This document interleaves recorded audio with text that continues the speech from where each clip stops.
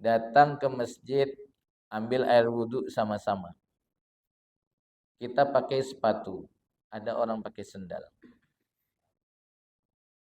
Jadi ketika pakai sendal, kita pakai sendal itu ternyata bukan sendal milik masjid, bukan fasilitas umum.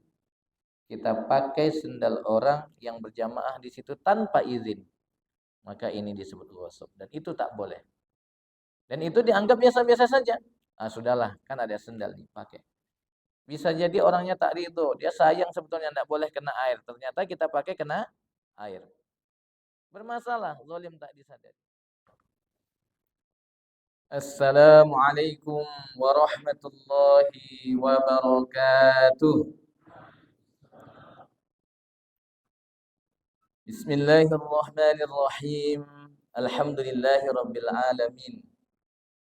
Nahmaduhu wa nasta'inuhu wa nastaghfiruh wa na'udzu billahi min shururi anfusina wa min sayyiati a'malina. Man yahdihillahu fala mudilla lahu wa man yudlilhu fala hadiyalah. Asyhadu an la ilaha illallah wahdahu la syarika lah wa asyhadu anna Muhammadan abduhu wa rasuluh. Allahumma salli ala sayyidina Muhammad wa ala alihi wa sahbihi ajma'in. Bersyukur kita dengan mengucapkan alhamdulillahirabbil alamin atas limpahan nikmat yang Allah berikan kepada kita. Mulai dari nikmat sehat, nikmat kesempatan, nikmat iman. Salawat dan salam kepada Rasulullah sallallahu alaihi wasallam yang telah membawa umatnya, yang telah membawa kita dari alam kegelapan menuju alam yang penuh dengan pancaran iman, yakni ad-dinul Islam. Dulu ibu-ibu mesti berbahagia hari ini. Ibu-ibu mesti berterima kasih. Tak ada ibu-ibu tak di belakang tu tak tahulah. Tapi mic ini mudah-mudahan sampailah. Nanti Allah sampaikan ke telinga ibu-ibu, ya kan? Bersyukur ibu-ibu hari ini Allah utus Rasulullah sallallahu alaihi wasallam. Dulu sebelum ada Rasulullah sallam, orang-orang jahiliyah begitu anak lahir, ditengok perempuan, langsung gali. Apa yang digali? Gali tanah belakang rumah. Dulu, kalau di Arab tuh, iyo tanah macam sini, enggak. Gali. Ngapa nih? Aib nih perempuan. Kubur. Dikubur hidup-hidup. Maka bersyukur hari ini ibu-ibu dengan diutusnya Rasulullah SAW. Hidup sampai dewasa. Beribadah kepada Allah SWT. Rasulullah SAW sebagai rahmatan lil alamin. Rahmat bagi seluruh alam. Mudah-mudahan dengan kita selalu bersalawat, Allah memberikan kesempatan kepada kita untuk mendapatkan syafaatnya dan berjumpa dengan beliau. Amin. Allahumma amin. Allahumma salli ala sayyidina Muhammad wa ala ali sayyidina Muhammad. Assalamualaikum ya Rasulullah. Bapak Ibu yang dirahmati Allah Subhanahu wa taala. Suatu ketika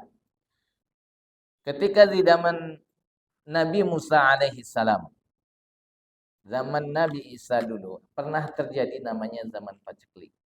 Paceklik itu apa, Pak? Tak hujan-hujan ya. Gersang. Kemarau panjang.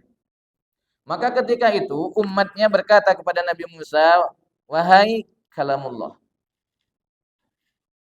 Ya, kalamullah, gelar untuk Nabi Musa. Maka ketika itu bahwa sesungguhnya saat ini kita sedang mendapatkan musibah paceklik, kemarau yang sangat panjang. Maka bermohonlah kepada Tuhan, wahai Nabiullah Musa. Maka ketika itu Nabi Musa kumpulkan umatnya. Dikumpulkan di tanah lapang. Ketika itu Nabi Musa berdoa. Sama-sama memohon hajat kepada Allah untuk meminta hujan. Nah, ketika sudah berdoa ditunggu hujan tidak turun-turun.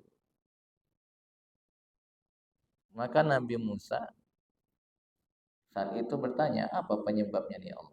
Kenapa tidak diturunkan hujan? Maka ketika itu kata Allah Subhanahu wa taala, kenapa tidak diturunkan hujan? Karena di antara umatmu ada satu orang yang telah bermaksiat kepada Allah. Kalau tak salah dalam catatan itu ada sekitar 40 tahun umatnya bermaksiat kepada Allah. Maka ketika itu Disuruhlah oleh Allah Nabi Musa menghimbau kepada umatnya agar yang bermaksiat tadi untuk bertobat kepada Allah. Kalau enggak, tidak akan turun hujan. Maka ketika itu kata Nabi Musa, bagaimana caraku menyampaikan kepada umatku yang begitu banyak dan aku tak tahu yang mana satu hambaku ini. Nabi Musa nggak tahu siapa yang bermaksiat kepada Allah. Yang penting kata Allah, yang penting sampaikan. Engkau sampaikan dari mulutmu dan aku yang akan menyampaikan ke telinga hambaku umatmu. Nah, begitu juga kita. Kita tuh kalau berdakwah, ini kan kita nih umat Nabi Muhammad sebagai penerus risalah, kita punya kewajiban untuk mendakwahkan Islam kepada siapapun. Udah, sampaikan aja. Siapa yang mau dengar, nanti Allah yang akan sampaikan. Nah, gitulah. Maka ketika itu Nabi Musa sampaikan, umatku, siapa yang telah bermaksiat kepada Allah, bertobatlah, kalau tidak, atau engkau keluarlah dari, disuruh keluar dari lingkungan umat tadi yang berkumpul tadi, keluar dari perkumpulan ini. Ditunggu, tidak ada yang keluar dari situ. Ada umatnya yang berbisik dalam hati, ya Allah, bagaimana ini? Kalau aku keluar dari kelompok ini, maka akan nampaklah oleh Nabi Musa dan umat yang lain. Aku malu ya Allah. Bagaimana ini ya Allah? Maka ketika itu dia bertaubat. Ketika dia bertaubat, hujan turun. Nabi Musa heran. Tidak ada orang yang keluar dari kelompok ini, tapi kok hujan turun? Terus Nabi Musa tuh nanya, ya Allah, siapa hambamu yang telah bertobat sehingga engkau turunkan hujan? Apa kata Allah? Jawab Allah, wahai Musa, ketika hambaku itu bermaksiat kepadaku selama 40 tahun, aku tak pernah membuka aibnya. Maka saat ini dia telah bertobat, maka tidaklah mungkin aku akan membuka aib. Ketika bermaksiat saja, Allah tutupi aibnya. Apalagi ketika dia telah bertaubat kepada Allah Subhanahu wa taala. Allah tutup aibnya. Allah Subhanahu wa taala menutupi aib seorang hamba. Yang kedua, Rasulullah Shallallahu alaihi wasallam suatu ketika menjelang sholat, beliau duduk bersama para sahabat. Ketika duduk dengan para sahabat, ada jamuan makan yang dimakan daging unta.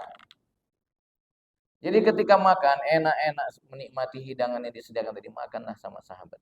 Tiba-tiba ternyata sahabat nih ada yang buang angin. Tapi sahabat ini kan orangnya bijak, santun. Sahabat Nabi ini, kadang tidak kayak kita kadang. Kita pula enggak. Kalau bapak-bapak di sini enggak lah ya Pak ya. Enggak heboh lah kan. Kalau ada orang buang angin ketika makan, sahabat tuh diam saja. Menjaga marwah, diam saja sahabat. Dan sahabat yang buang angin tadi ini bingungnya. Nanti ini kalau saya keluar setelah makan ini, saya ambil air wudhu. Ini ketahuan berarti saya yang batal. Jadi Rasulullah ini mengerti, ini luar biasa. Allah mengerti apa yang ada dalam hati sahabatnya saat itu. Nah, ketika itu setelah selesai makan, mau sholat, apa kata Rasulullah SAW? Siapa yang habis makan daging unta, berwuduklah. Mau tak mau, akhirnya semua sahabat berwuduk. Yang buang angin nggak ketahuan, karena yang makan daging semuanya berwuduk. Nah, maka ada pendapat yang mengatakan kalau orang makan daging unta maka harus berwudu. Tapi kalau dalam fikih Imam Syafi'i, makan itu tidak pernah membatalkan wudu. Makan itu tidak membatalkan wudu. Jadi kalau makan, selesai makan, kumur-kumur yang penting bersih, sholat sah. Tapi untuk menjaga izzah harga diri seorang sahabat tadi, maka Rasulullah SAW menutupinya dengan siapa yang makan daging unta tadi berwudu. Sehingga sahabat tidak merasa malu. karena ia telah buang angin di hadapan sahabatnya. Menjaga aib saudaranya, menjaga aib sahabatnya. Rasulullah SAW. Yang pertama, Allah menjaga aib hambanya. Yang kedua, Rasulullah menutupi aib sahabatnya. Saya dapat kisah di Jawa. Ayah saya cerita dengan saya. Dulu Bu, di Jawa ada seorang bapak-bapak. Kerjaannya jaga warung. Warung kelontong, warung harian. Suatu ketika ada seorang anak gadis datang belanja. Ketika datang belanja itu, tiba-tiba si gadis tadi terkentut, buang angin. Kata si gadis, gadisnya udah merah padam wajahnya karena menahan malu depan bapak-bapak, dia buang angin. Maka ketika itu dia mengatakan, Pak, mau beli sesuatu lah, anggaplah beli sabun gitu kan. Terus si bapak ini jawabnya, beli buku. Buku nggak ada di sini. Terus si gadis tadi merasa apa? Alhamdulillah. Ternyata bapak ini telinganya nggak begitu mendengar. Jadi aman saya. Nah, jadi bapak ini pun sebetulnya bukan tak dengar, tapi ingin menutupi harga diri dari si gadis. Kalau sampai dibilang, oh mau beli buku ya? Oh beli sabun ya? Oh mungkin langsung tuh prasangka, wah bapak ini pasti dengar saya. Nah, menjaga harga diri orang lain. Ini luar biasa. Maka Bapak Ibu yang dirahmati Allah Subhanahu wa taala, di momen bulan puasa ini sudah hari yang ke-23. Mari kita isi hari-hari Ramadan kita dengan amalan-amalan yang mungkin menurut kita biasa-biasa saja. Tapi ternyata bisa saja di hadapan Allah Subhanahu wa taala itu bernilai yang sangat luar biasa. Suatu ketika seorang ahli penulis kitab menulis kitab. Ketika itu ada seekor lalat singgah. Ketika lalat singgah ke tintanya, tempat ia untuk menulis. Maka ketika itu si penulis kitab ini berhenti menulisnya. Sampailah lalat tadi terbang kembali, baru dia meneruskan.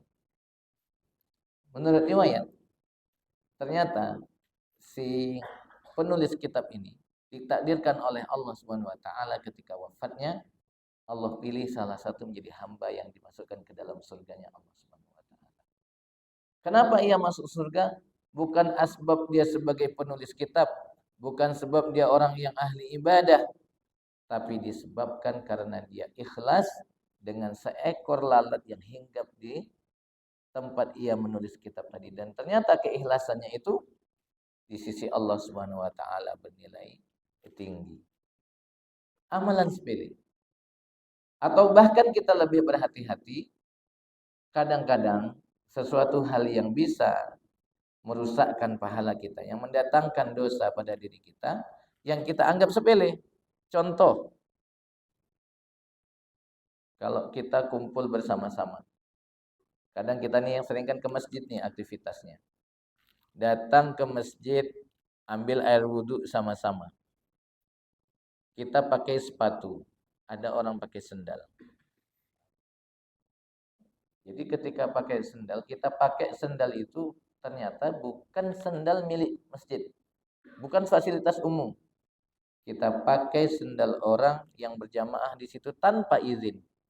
Maka ini disebut ghosab, dan itu tak boleh. Dan itu dianggap biasa-biasa saja. Ah sudahlah, kan ada sendal dipakai. Bisa jadi orangnya tak ridho, dia sayang sebetulnya tidak boleh kena air. Ternyata kita pakai kena air. Bermasalah, zalim tak disadari. Atau kita ketika di tempat wudhu, ada kawan wudhu, kita ambil yang kosong tengah. Kita buka keran air keras-keras. Sehingga ketika kita buka keran air keras-keras, terperciklah air tadi. Kena kawan sebelah. Padahal kawan sebelah ini nanti sebentar lagi mau ketemu direktur. Mau ketemu dengan kolega bisnis. Gara-gara kita yang memang kita mau berbuat baik, berwudu, tapi karena ketidakhati-hatian kita buka keran sekeras-kerasnya, terpercik kawan. Kalau kawan itu ridho, tak masalah. Kalau kawan itu tak ridho, dosa sama kita. Sepele. Atau kita letakkanlah sepatu kita letakkan sendal kita. Kadang kita tuh kepinginnya letak sendal paling dekat dengan pintu. Tapi apa yang kita lakukan? Kita injak sendal kawan, kita injak sepatu kawan. Maka ini juga menimbulkan kesalahan. Ketika tak diizinkan, tak ridho orang yang punya mendatangkan dosa. Dan masih banyak lagi hal-hal yang sepertinya sepele, tapi ketika tak kita hiraukan, itu akan mengikis bagian dari pahala-pahala ibadah kita. Maka dari itu, mari kita jaga sekecil apapun perbuatan kebaikan itu, mari kita lakukan karena kita tidak tahu amal yang mana yang akan membawa kita ke dalam surganya Allah Subhanahu wa taala. Dan berjaga-jagalah terhadap kemaksiatan sekecil apapun karena kita tidak tahu sekecil apapun yang kita lakukan apabila itu bisa mendatangkan kemurkaan Allah Subhanahu wa taala dan menjadikan kita masuk ke dalam nerakanya.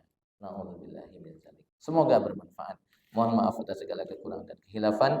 Subhanakallahumma bihamdika asyhadu an la ilaha illa anta astaghfiruka wa atubu ilaik. Assalamualaikum warahmatullahi wabarakatuh.